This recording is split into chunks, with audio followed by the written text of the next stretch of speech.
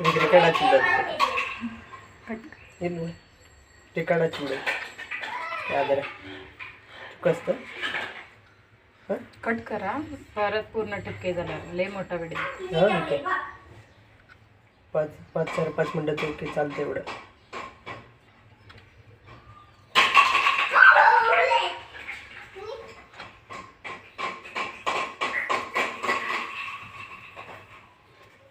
Colour ಏನು ತುಂಬ ಆಗಲ್ಲ.